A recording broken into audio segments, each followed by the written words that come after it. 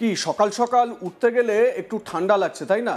হবেই তো, কারণ টেম্পারেচার অনেকটাই নেমে গিয়েছে। তাপমাত্রা অনেকটা নেমে যাওয়ার জন্য এই শীতের একটা আমেজ দক্ষিণবঙ্গে তো বটেই, গোটা বাংলায় প্রবেশ করেছে। দক্ষিণবঙ্গে আপাতত শুষ্ক আবহাওয়া, তাপমাত্রার খুব একটা পরিবর্তন নেই আগামী 4-5 দিনে। স্বাভাবিকের তুলনায় 2 থেকে 3 ডিগ্রি সেলসিয়াস নিচে থাকবে তাপমাত্রা। পশ্চিমী হাওয়ায় শীতের আমেজ বাড়বে। রাতে শিশির এবং খুব সকালে 2-1 জায়গায় হালকা কুয়াশার সম্ভাবনা। আপাতত কুয়াশার কোনো সতর্কবার্তা নেই। সর্বনিম্ন তাপমাত্রা সবথেকে কম ছিল বীরভূম জেলার সিউড়িতে 14.2 ডিগ্রি সেলসিয়াস, যা স্বাভাবিকের থেকে 4 ডিগ্রি সেলসিয়াস নিচে। উত্তরবঙ্গেও আপাতত শুষ্ক আবহাওয়া, বৃষ্টির কোনো সম্ভাবনা নেই। স্বাভাবিকের তুলনায় তাপমাত্রা 2 থেকে 3 ডিগ্রি সেলসিয়াস নিচে থাকবে। আগামী 4 থেকে 5 দিন তাপমাত্রার কোনো পরিবর্তন নেই। গত 24 ঘন্টায় উত্তরবঙ্গের পার্বত্য এলাকায় সবথেকে কম তাপমাত্রা দার্জিলিংয়ে ছিল 8 ডিগ্রি সেলসিয়াস। কলকাতায় রাতে তাপমাত্রা আরও নামল, 17 ডিগ্রি সেলসিয়াসের ঘরে পারদ। কলকাতা দিনের ও রাতের তাপমাত্রা স্বাভাবিকের প্রায় 3 ডিগ্রি নিচে।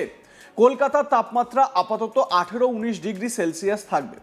বুধবার 12 নভেম্বর সর্বনিম্ন তাপমাত্রা ছিল 17.2 ডিগ্রি সেলসিয়াস। আগামী 3-4 দিনে তাপমাত্রার খুব একটা পরিবর্তন নেই, অর্থাৎ বৃহস্পতিবারও এই রকমই তাপমাত্রা থাকবে।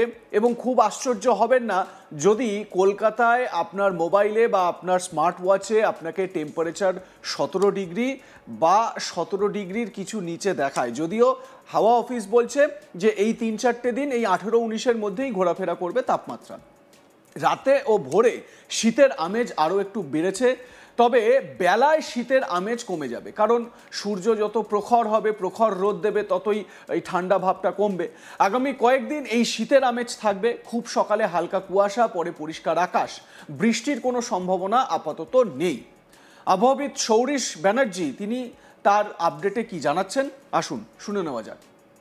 ওয়েদার সিস্টেম কিছু নেই পশ্চিমবঙ্গের জন্য বর্তমানে, ফলে আগামী এক সপ্তাহ দক্ষিণবঙ্গ উত্তরবঙ্গ দুই জায়গাতেই প্রধানত শুষ্ক পরিষ্কার ওয়েদার থাকবে। দক্ষিণবঙ্গের জন্য গত 24 ঘন্টায় সর্বনিম্ন তাপমাত্রা বিভিন্ন জায়গায় যেটা রয়েছে স্বাভাবিকের থেকে বেশ খানিকটা কম রয়েছে। কলকাতা পার্শ্ববর্তী অঞ্চলে সর্বনিম্ন তাপমাত্রা আজ সকালে যেটা রিপোর্ট হয়েছে 17.2, যেটা স্বাভাবিকের থেকে প্রায় 3 ডিগ্রি মতো কম। আগামী 5 দিন তাপমাত্রার খুব একটা উল্লেখযোগ্য পরিবর্তন থাকবে না। এখন যেটা চলছে এর কাছাকাছি কন্টিনিউ করবে, ফলে তাপমাত্রা স্বাভাবিক এই সময় যেটা থাকে তার থেকে কমই থাকবে। ফলে সকালের দিকে ঠান্ডার অনুভব থাকবে বিভিন্ন জায়গায়। দিনের তাপমাত্রাটাও কিছুটা কম রয়েছে স্বাভাবিকের থেকে। কলকাতা পার্শ্ববর্তী অঞ্চলের জন্য দিনের সর্বোচ্চ তাপমাত্রা আজ রয়েছে 28 ডিগ্রি কাছাকাছি, যেটা স্বাভাবিকের থেকে প্রায় 2.6 ডিগ্রি মতো কম, এবং এটাই কন্টিনিউ করবে আগামী কিছুদিন। ফলে কলকাতা পার্শ্ববর্তী অঞ্চলে আগামী 3-4 দিন মিনিমাম টেম্পারেচার, সর্বনিম্ন তাপমাত্রা প্রায় 17 ডিগ্রি কাছাকাছি থাকার সম্ভাবনা, আর দিনের সর্বোচ্চ তাপমাত্রা 28 ডিগ্রি কাছাকাছি থাকার সম্ভাবনা। দুটোই স্বাভাবিকের থেকে কম থাকবে। তারপর মোটামুটি 17-18 তারিখ নাগাদ দিয়ে 16 তারিখের পর থেকে সামান্য একটু বাড়বে মিনিমাম টেম্পারেচার, ম্যাক্সিমাম টেম্পারেচার দুটি, তবে খুব বেশি উল্লেখযোগ্য পরিবর্তন থাকবে না, সামান্য একটু বাড়ার সম্ভাবনা। পশ্চিমের জেলাগুলো স্বাভাবিকভাবে কলকাতা থেকে তাপমাত্রা আরো কিছুটা কম রয়েছে। গত 24 ঘন্টায় যেটা সর্বনিম্ন রিপোর্ট হয়েছে বীরভূমে শ্রীনিকেতন 13 ডিগ্রি। অন্যান্য জেলাগুলো বাঁকুড়া 14 ডিগ্রি কাছাকাছি রয়েছে, পশ্চিম বর্ধমান, পুরুলিয়া 15 ডিগ্রি কাছাকাছি, পশ্চিম মেদিনীপুর 15 ডিগ্রি কাছাকাছি, হাওড়া 15 ডিগ্রি কাছাকাছি রয়েছে, দমদম 16.4, দক্ষিণ 24 পরগনা 16 থেকে 17 ডিগ্রি কাছাকাছি রয়েছে। এবং এটাই আগামী 5 দিনের কাছাকাছি কন্টিনিউ করবে। তাপমাত্রা বেশিরভাগ জায়গাতেই স্বাভাবিকের থেকে বেশ খানিকটা কম কন্টিনিউ। উত্তরবঙ্গের জন্য তাপমাত্রা সর্বনিম্ন যেটা রয়েছে দার্জিলিং এর ক্ষেত্রে 7 থেকে 8 ডিগ্রির কাছাকাছি, কালিম্পং 15 ডিগ্রির কাছাকাছি, জলপাইগুড়ি, আলিপুরদুয়ার 15 ডিগ্রির কাছাকাছি, কোচবিহার 14 ডিগ্রির কাছাকাছি রয়েছে, উত্তর দক্ষিণ দিনাজপুর 14 থেকে 16 ডিগ্রির কাছাকাছি। এবং উত্তরবঙ্গ তাপমাত্রা খুব একটা উল্লেখযোগ্য পরিবর্তন থাকবে না আগামী 5 দিন। তাপমাত্রা এরকমই এখন যেটা রয়েছে এটাই কাছাকাছি কন্টিনিউ করবে, শুষ্ক ওয়েদারই বজায় থাকবে। অর্থাৎ যে পূর্বাভাস আলিপুর আবহাওয়া দপ্তরের তরফ থেকে দেওয়া হচ্ছে তাতে করে এটা বোঝা যাচ্ছে যে শীতের মোটামুটি একটা যে শুরুটা সেই শুরুটা প্রায় হয়ে গেলই বলা চলে।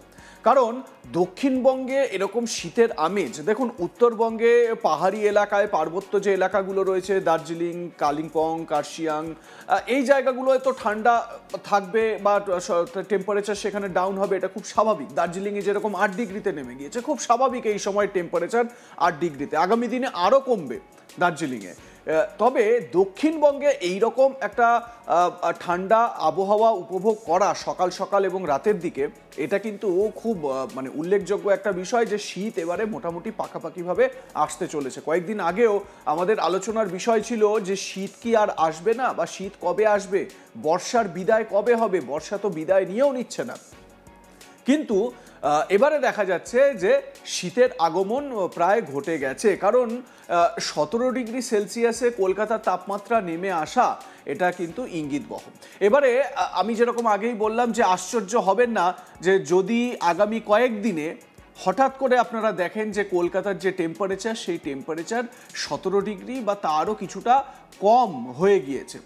এবারে এই যে যেটা স্বাভাবিক যে তাপমাত্রা, সেই স্বাভাবিক তাপমাত্রার থেকে 2 থেকে 3 ডিগ্রি বলা হচ্ছে দক্ষিণবঙ্গের বিভিন্ন জেলার, কলকাতা সহ বিভিন্ন জেলার এবং গোটা বাংলারই যে টেম্পারেচার, সেটা বলা হচ্ছে স্বাভাবিকের নিচে রয়েছে।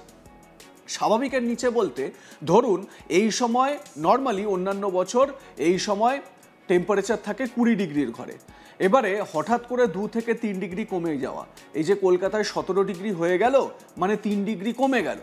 এই 3 ডিগ্রি কমে যাওয়াতে কিন্তু আবহাওয়ার একটা ব্যাপক পরিবর্তন ঘটে। আপনি গায়ে একটা হালকা কিছু মোটা জিনিস না চাপিয়ে থাকতে পারবেন না। এবং যারা বাইকে করে আসেন, আসা যাওয়া করেন, অফিস যান, নিজেদের কাজের জন্য বাইক চলাচলে অভ্যস্ত যারা, তারা খুব ভালো করে বুঝছেন যে এই সময়টায় বাইক নিয়ে বেরোতে হলে তাদেরকে মোটা একটা জ্যাকেট কিন্তু পরতে হচ্ছে, বা উইন্ডশিটার পরতে হচ্ছে, গলায় মাফলার জড়াতে হচ্ছে, নাকটাকে ঢেকে রাখতে হচ্ছে। কারণ যে হাওয়াটা দিচ্ছে সেই হাওয়া, মানে এই পশ্চিমী হাওয়া, অন্য সময় যেরকম পশ্চিমী হাওয়া থাকে না, এই সময় যেরকম হু হু করে পশ্চিমী হাওয়া ঢুকছে আমাদের এই বাংলায়। এবার এই পশ্চিমী হাওয়ার জন্য কিন্তু বড় একটা প্রভাব পড়ছে আমাদের এই শীত আসার ক্ষেত্রে। এবারে আপনাদের বলে রাখি যে এবছর কিন্তু এল নিনো এফেক্ট হওয়ার একটা সম্ভাবনার কথা বলা হচ্ছে। আপনারা জানেন যে এই এল নিনো এফেক্টের জন্য কি হতে পারে। এল নিনো এফেক্টের জন্য ভারী থেকে অতি ভারী ঠান্ডা, মানে ব্যাপক ঠান্ডার একটা স্পেল এবছর কিন্তু দেখা যেতে পারে। আমি এর আগেও বিভিন্ন কন্টেন্ট দেওয়ার সময় এল নিনো এফেক্ট কি সেই সংক্রান্ত বিস্তারিত বিবরণ আপনাদের দিয়েছি। আপনাদের মতামত কি জানাতে ভুলবেন না। দেখতে থাকুন আজ তাক বাংলা, সাবস্ক্রাইব করুন আমাদের ইউটিউব চ্যানেলটি, বেল আইকন প্রেস করুন নোটিফিকেশন পেতে।